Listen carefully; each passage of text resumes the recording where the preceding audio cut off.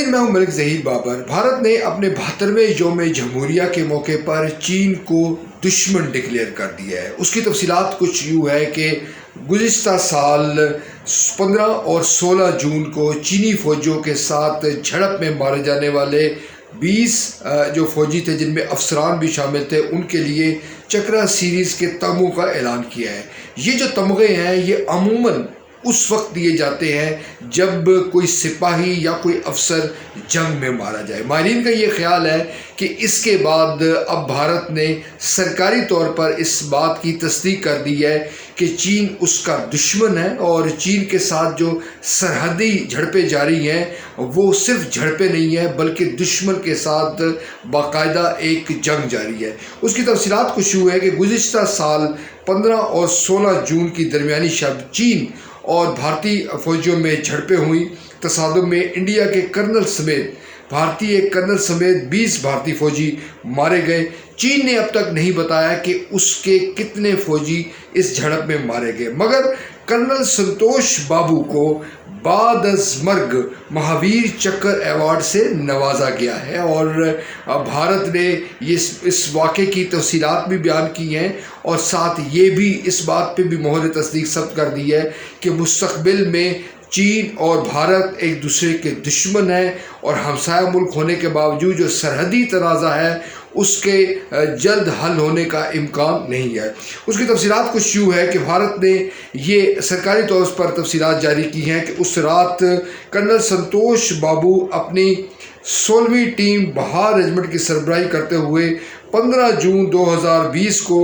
Operation سنو leopard کے نام سے ایک کارروائی میں شریک تھے، جس کا مقصد آبزرویشن پوسٹ قائم کرنا تھا تاکہ دشمن کے ارادوں پر، دشمن سے مراد چین ہے، چین کے ارادوں پر نظر رکھی جا سکے۔ اس کارروائی کے دوران ان پر بقول بھارتی میڈیا کے، بھارتی سرکار کے، ان کے جو کرنل ہیں، ان کی جو ٹیم ہے، ان پر چینی فوجیوں نے حملہ کیا، اور انہوں نے چونکہ چینی فوجی بقول بھارت کے اونچائی پر موجود تھے لہٰذا انہوں نے پتھراؤ کیا، مہلک و نوکیدار ہتھیاروں کا استعمال کیا، جس کے نتیجے میں کرنل جو سنتوش بابو تھے وہ زخمی ہوئے۔ زخمی ہونے کے باوجود وہ اپنے فرائض ادا کرتے رہے، لہٰذا وہ تمام جو ان کے ساتھ جو فوجی تھے، ان میں حوالدار سپاہی تھے، وہ بھی زخمی ہوئے، مگر وہ اپنی جدوجہد میں، اپنے جو مشن ہے اس میں وہ کام کرتے رہے۔ اس لیے جو 72ویں یوم جمہوریہ کے موقع پر بھارت نے کرنل اور ان کی ٹیم کے لیے چکرا سیریز کا اعلان کیا ہے، ایوارڈز کا اعلان کیا ہے، تمغوں کا اعلان کیا ہے، تاکہ ان کے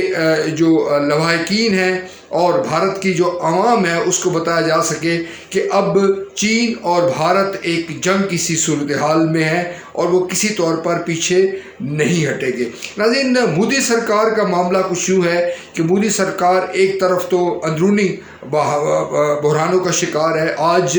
جب بھارت میں یوم جمہوریہ منایا گیا تو اس وقت ہزاروں جو کسان تھے وہ مارچ کرتے ہوئے نئی دہلی کی طرف آئے، انہوں نے تمام سڑکوں سے رکاوٹیں اب ہٹا دی، بیریئرز ہٹا دیے، وہ جو سیمنٹ کے بڑے بڑے بلاکٹ تھے ان کو بھی انہوں نے ہٹا دیا، اور انہوں نے یہ کہا کہ وہ بھارت کے یوم جمہوریہ منا رہے ہیں اور اپنی طاقت کا اظہار کر رہے ہیں۔ بھارتی جو حکومت ہے، مودی سرکار جو ہے وہ مختلف محاذوں پر الجھی ہوئی ہے، مگر ستم ظریفی یہ ہے کہ مودی سرکار کو اس بات کا احساس نہیں ہے کہ وہ دشمنوں کی تعداد ملک کے اندر بھی اور ملک کے باہر بھی بڑھا رہی ہے۔ پاکستان پر ناظرین مودی سرکار یہ الزام عائد کرتی چلی آ رہی ہے، بالخصوص جو انتہا پسند بھارتی جو ہندو جماعت ہے بی جے پی اور اس کے جو ہم خیال لوگ ہیں، کہ پاکستان مسائل کی جڑ ہے، پاکستان بھارت کے لیے مشکلات پیدا کر رہا ہے۔ مقبوضہ کشمیر میں تحریک آزادی نام کی کوئی چیز نہیں ہے، بلکہ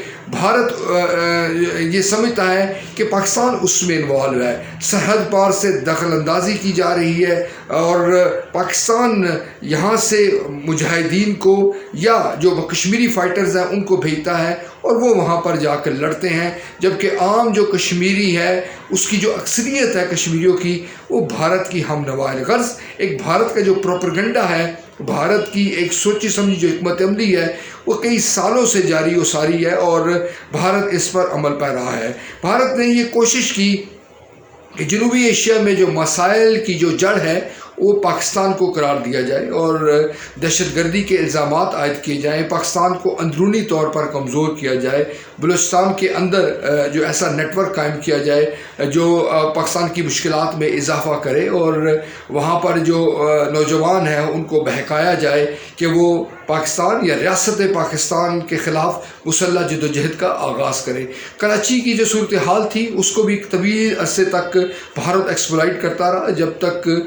جو ہماری سیکورٹی فورسز نے انہوں نے وہ نیٹ ورک نہیں توڑا۔ اب بھی کچھ صورتحال یوں ہے کہ بھارت کی یہ کوشش ہے کہ افغانستان میں جو کالعدم تحریک طالبان ہیں ان کے اس کے جو شیٹرڈ گروہ ہیں ان میں دوبارہ اتفاق اور اتحاد پیدا کر کے دوبارہ سے پاکستان کے اندر دہشت گردی کی کارروائیاں مذہب کے نام پر شروع کی جائیں اور دوبارہ سے خودکش حملے کیے جائیں اور سیٹلڈ ایریوں میں پاکستان کے مختلف جو شہر ہیں ان میں معصوم شہریوں کو نشانہ بنایا جائے۔ بھارت اس وقت مشکل صورتحال سے یوں دوچار ہو چکا ہے کہ مودی سرکار کی جو انتہا پسندانہ پالیسیاں ہیں اب اس کے ثمرات اب آنے ظاہر ہونا شروع ہو چکے ہیں اور جس انداز میں مودی نے گزشتہ 5 سال حکومت کی اور اب وہ گزشتہ 5 سال کی دوبارہ وہ اقتدار پر برجمان ہیں، ان کی یہ کوشش ہے کہ جو اکھنڈ بھارت ہے اور جو بھارت کی جو ہندو فلسفی ہے اور ہندو فلسفی سے مراد انتہا پسندی ہے اس کو بڑھایا چڑھایا جائے اور ایک مخصوص جو نقطہ نظر ہے وہ تمام جو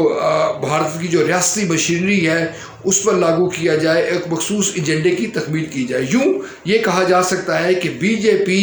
اپنے ایجنڈے کی تکمیل کے لیے اکھنڈ بھارت کے فلسفے پر عمل پیرا ہونے کے لیے پورے بھارت کے جو 1 ارب سے زائد آبادی ہے اس کا جو مستقبل ہے وہ داؤ پر لگا رہی ہے۔ اب ناظرین، بھارت کے خلاف یا مودی سرکار کے خلاف اندر سے جو آوازیں اٹھ رہی ہیں، جو کسانوں کا احتجاج آج 72ویں یوم جمہوریہ کے موقع پر ہوا ہے اور جس طرح لال قلعے پر جھنڈا لہرایا گیا ہے، کسانوں نے اپنا جھنڈا لہرایا ہے، وہ یقیناً لمحہ فکریہ ہے۔ اب تک کی جو اطلاعات ہے جب یہ ویڈیو ریکارڈ کی جا رہی ہے، ایک جو بھارتی کسان ہے وہ جاں بحق ہو گیا ہے، ہلاک ہو گیا ہے اور چند اور بھی زخمی ہوئے ہیں۔ یوں یہ کہا جا سکتا ہے کہ ایک جو نئی دہلی ہے جو بھارت کا جو کیپٹل ہے، ایک طرف اس میں ایک ہلچل مچی ہوئی ہے، کسانوں کا 2 ماہ سے احتجاج جاری ہے اور وہ اپنے مطالبات کے حق سے دستبردار ہونے کو تیار نہیں ہے۔ دوسری طرف سرحدوں پر صورتحال یوں ہے کہ چین اور بھارت کے ساتھ کے درمیان جو سرحدی تنازعات ہیں وہ کم و بیش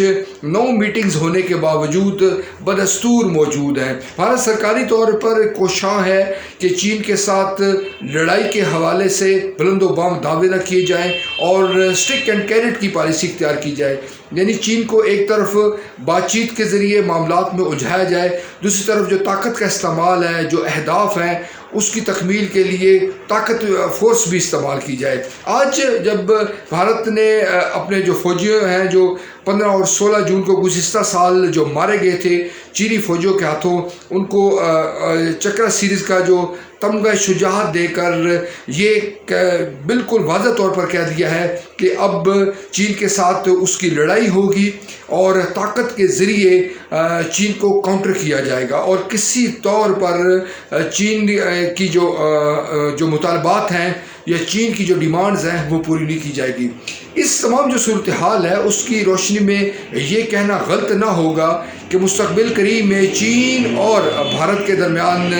کوئی اور جو تصادم ہے وہ ہو سکتا ہے۔ 20 جنوری کو ایک واقعہ ہوا سکم کے مقام پر اور جس سے یہ کہا گیا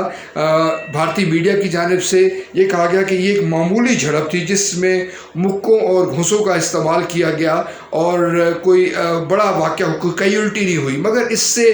آپ یہ اندازہ ضرور کر سکتے ہیں کہ دونوں ملکوں کے درمیان جو کشیدگی ہے وہ تیزی کے ساتھ بڑھ رہی ہے، کشیدگی موجود ہے اور مودی سرکار کی جو ہٹ دھرمی ہے وہ بھارت کے اندرونی معاملات کے ساتھ ساتھ جو خارجہ پالیسی ہے وہاں پر بھی نظر آ رہی ہے۔ ناظرین،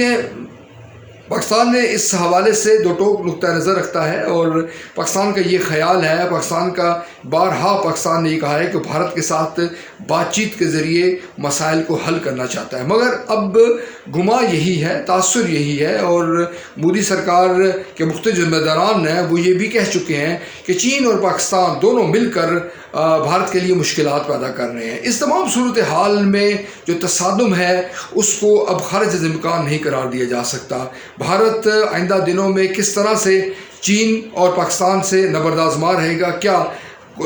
کوئی ہوشمندی غالب آئے گی اور بات چیت کا عمل شروع ہوگا مسائل کے حل کے حوالے سے، بحرانوں کے حل کے حوالے سے، یہ کہنا شاید قبل از وقت ہے۔